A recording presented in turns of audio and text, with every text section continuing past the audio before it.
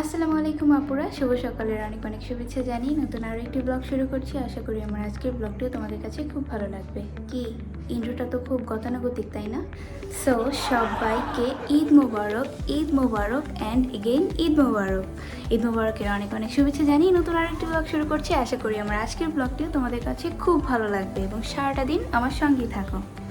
So এটাই হচ্ছে আমার আজকের ঈদের আউটফিট অ্যান্ড আজকে ব্লগটা স্টার্ট করেছিলাম একদম ভোর থেকে। এদিকে দেখো জামাই ভোরবেলায় খাওয়া দাওয়া শুরু করে দিয়েছে, কারণ সকাল 6:30টায় ছিল জামাত, তো তার কত আগেই উঠতে হয়েছে বুঝতে পারছো। মিনিমাম আধা ঘন্টা আগে উঠতে হয়, গোসল টোসল করতে হয়, প্লাস গরুকেও আব্বু সাবান দিয়ে গোসল টোসল করিয়ে তারপরে নিজে গোসল করে নিচ্ছে। তো এরপরে এরা যাবে নামাজে। আর এদিকে আমি নিচে চলে আসলাম, একটুখানি গরুর ভিডিও করলাম লাস্ট বার। আর আমি বুঝলাম না, আব্বুকে গোসল করিয়েছে তারপরে ও গায়ে কীভাবে যেন একটু ময়লা লেগে গেছে। মানে নিচে দেখতে পাচ্ছ ওই যে পানি বৃষ্টির পানি জমে, তো ওই পানিটাই হয়তো বা ওর গায়ে লেগেছে বা নিচে ঘষা লেগেছে, এই কারণেই ওর গায়ে পানি লেগেছে। তো গরুটা আবার খুব পরিষ্কার, সে নিজের গা নিজে চেটে পরিষ্কার করছিল। বিষয়টা আমার কাছে খুব হাস্যকর মনে হয়েছে। সালামি দিবা কবে তাই তো? বাসায় ঢুকতে দেবো না, তাহলে বাসায় ঢুকতে দেবো না।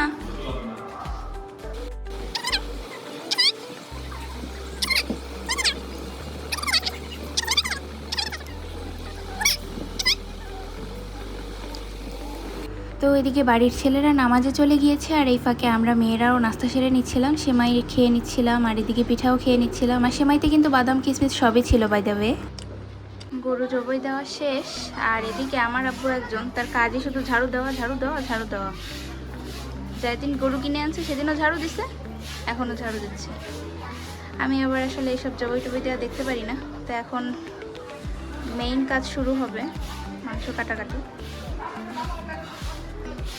দেখেন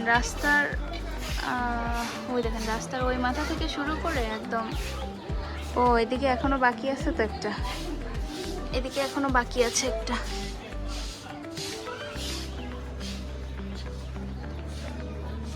এদিকে যাচ্ছে আর কি, সিরিয়াল বাই সিরিয়াল যাচ্ছে। আমাদের বাড়ি পর্যন্ত শেষ হয়েছে,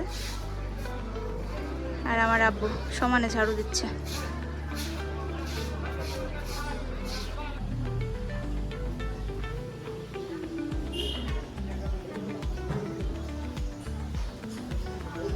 হ্যাঁ, বটি তো আনি নাই।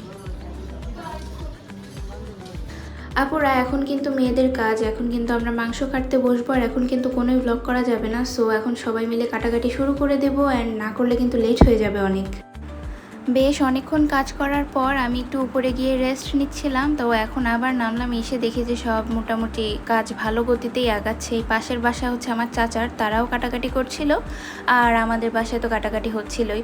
তো এখন আসলাম দেখতে কারো কিছু লাগবে কিনা, কারণ এই সব কাজে না ভীষণ পরিশ্রম হয়, অত্যাধিক পরিশ্রম হয়। দেখো আমার চাচা কিভাবে চাপাতি দিয়ে হাড়গুলোকে সাইজ করছে। তো হাড় সাইজ না করলে তো আর হাড় খাওয়া যাবে না, খেয়ে কোনো মজা নেই। তো এই ধরনের কাজ এইগুলো যারা করছে তাদের একদম ধোয়া বের হয়ে যাচ্ছে।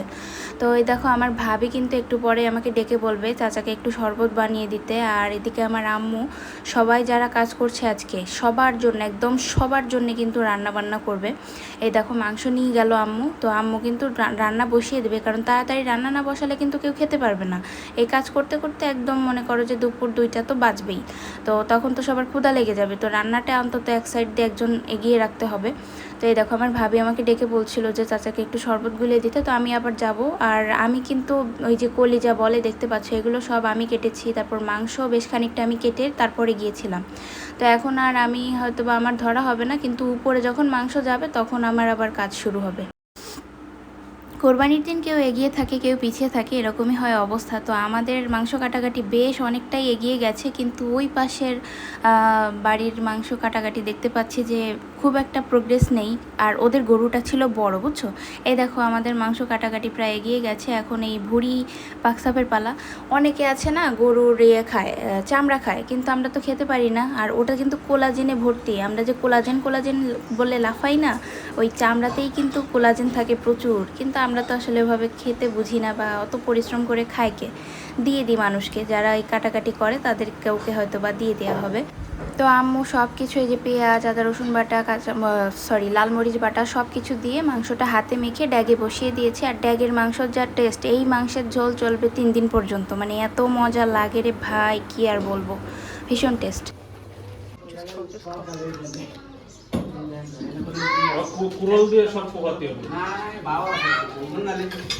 ভালো লাগে না? আর একজন দাঁত কেলায় হাসতেছে।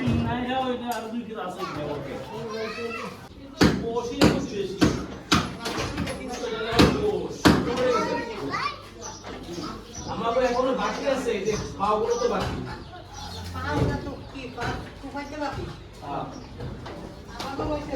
আবার মাথাটা ধরা হয়নি, মাথা চলা হয়েছে।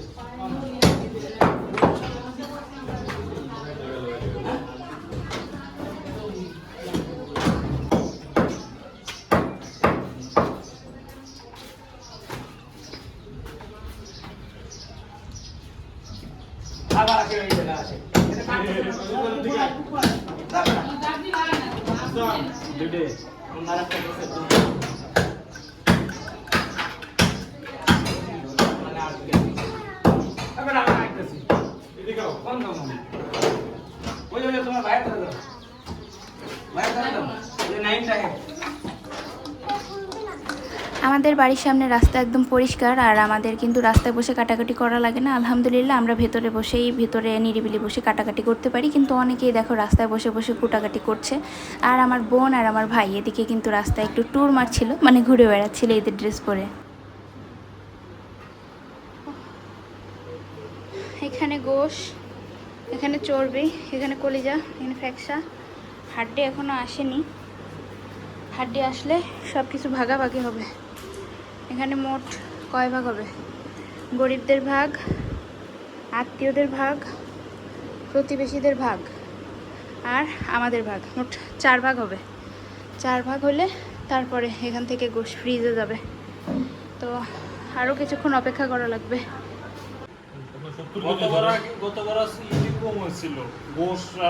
গোশ বেশি ছিল, গোশ আর চর্বি বেশি ছিল। এই বড় হাড্ডি কেন কাটনে হাড্ডি ড্যাগে রান্না করা লাগবে না? আমি আমার এগুলা চয়েস। হ্যাঁ, হাড্ডি খায় না কিনা। আপুরা অবশেষে রহমতের বৃষ্টির দেখা পাইছি, কারণ এই বৃষ্টিটা ভীষণ জরুরি হয়। কোরবানির দিনে যদি বৃষ্টি হয় তাহলে এই যে গরুর রক্তের গন্ধ বা যে গরুর যেই ভুঁড়ির যে পরিষ্কার করে এটার গন্ধ, এগুলো সব একদম ধুয়ে মুছে পরিষ্কার হয়ে যায়। ভালো বৃষ্টি নামছে, বৃষ্টিটা একটা রহমত। এই যে ভুঁড়ির গন্ধ, বাতাস, এগুলো সব ধুয়ে মুছে একদম পাক সাফ হয়ে যাবে।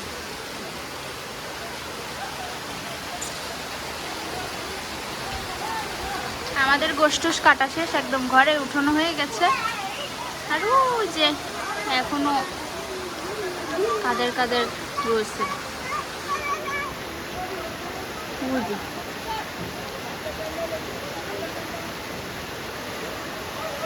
বৃষ্টিতে মাংস ভিজলে মাংস স্বাদ থাকে না, সাদা হয়ে যায়। ওই যে সমাজে দিলে আমরা ভোট দিতে হবে। এইবার সমাজে আস্তে আস্তে লোক কমে গেছে। হ্যাঁ, সমাজে তো নাই তো। না নাই। এটাই সাবান আছে, সাবান তো নাই। না না, ওই তো ঘড়ি হলো একটা। নাই সাবান। এটা একটা না। সাবান হলো ওই বাথরুমে আছে না।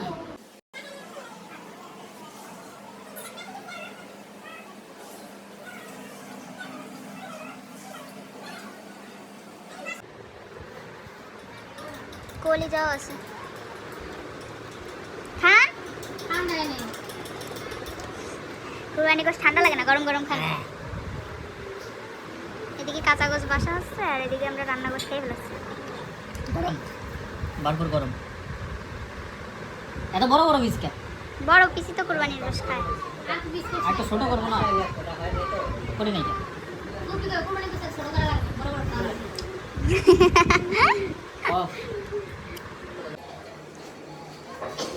কয়জন? আচ্ছা 6 ডলাই আছে 6 ডলাই আছে সবাই হ্যাঁ আসতে আসতে 6 ডলাই আচ্ছা সাপলে দিন কেন দিছে মা তুমি গাড়ি চালাচ্ছ কেন লবণ খেয়ে লাগবে লবণ কয়জন 2 খাবার নেন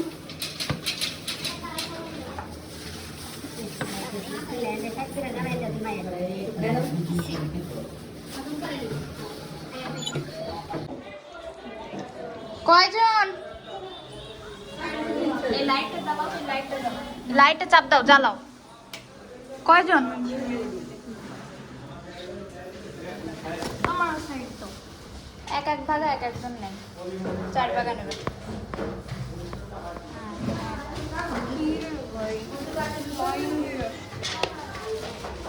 এরে দেন ওর বলে তুমি দিতে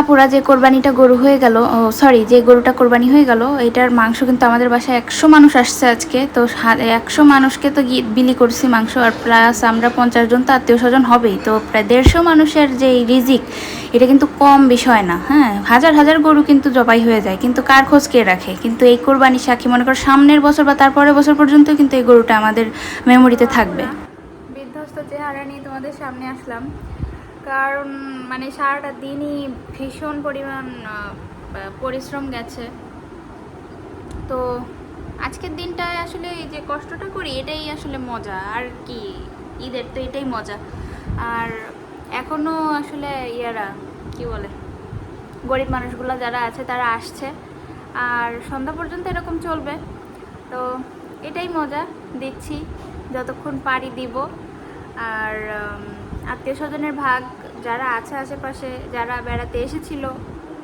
তাদের সবারটা দেওয়া হয়ে গেছে আর যারা আসতে কি অবস্থা আসতে পারেনি তারা তাদেরটা আর কি ডিপে পলিথিনে করে রেখে দেওয়া হয়েছে তো ব্লগটা আজকে আর সন্ধ্যা পর্যন্ত কন্টিনিউ করতে চাচ্ছি না কারণ এখন খাওয়া দাওয়া শেষ তো মন চাচ্ছে যে এখন একটু বিশ্রাম নেই আর কতই বা ব্লগ করা যায় বা কতই বা এরকম ক্যামেরা নিয়ে ঘোরা যায় তো আজকের মতো এখানেই বিদায় নিচ্ছি ইনশাল্লাহ দেখা হবে আগামীকাল ইনশাল্লাহ বলতে কালকে ব্লগ করি কিনা তবে ইচ্ছা আছে ইনশাল্লাহ দেখা হবে আগামীকাল সে পর্যন্ত সবাই সুস্থ থাকো ভালো থাকো আমার জন্য দোয়া করো আর অনেকে আছে এই বিষয়টা মানে কোরবানির বিষয়টা আসলে বুঝতে পারে না বুঝতে চায় না কিন্তু এই জিনিসটাই কিন্তু মেইন যে বছরে একটা দিন আমরা সবাই যাদের সামর্থ্য আছে সবাই আত্মীয় স্বজনকে দেই মাংস বিলি করি আর গরিব দুঃখীরা সারা বছর কিন্তু আসে না তোমার কাছে কিন্তু এই একটা দিনই কিন্তু তোমার বাসার দরজায় তারা আসে তোমার বাসার দরজায় তারা নক করে তো যতক্ষণ পারা যায় যতক্ষণ সম্ভব দেওয়ার তো চেষ্টা করতে হবে তো যাদের সামর্থ্য আছে তাদেরকে আল্লাহ আরও সামর্থ্য বাড়িয়ে দিক একটা গরু দিচ্ছে এবার আল্লাহ যেন সামনের বার 2টা গরু দিতে পারে এরকম সবার উপরে মানুষদের অভুক্ত রেখে মানুষদের কষ্ট দিয়ে আসলে কোনো কিছুই সম্ভব না তো এত গরিব মানুষগুলো আসছে তাদেরকে দিতে পারছি আর সমস্যা হচ্ছে কি প্রত্যেকবার দিচ্ছি মাংস আর হাত কেমন তেলতেলা হয়ে যাচ্ছে প্রত্যেকবার হাত ধুচ্ছি হাত ধুলে হাত আবার মানে এখন জ্বলছে মানে এতবার হাত ধোয়া পড়তেছে যে হাত এখন জ্বালাপোড়া করতেছে তো এটাই চলবে আজকে সন্ধ্যা পর্যন্ত বললাম না এরকম চলবে তো ইনশাল্লাহ দেখা হবে আগামীকাল সে পর্যন্ত সবাই সুস্থ থাকো ভালো থাকো আমার জন্য দোয়া করো আল্লাহ হাফিজ আসসালামু আলাইকুম Jingle bells, jingle all the way. Oh, what fun it is to ride in a one-horse open sleigh. Jingle bells, jingle all the way.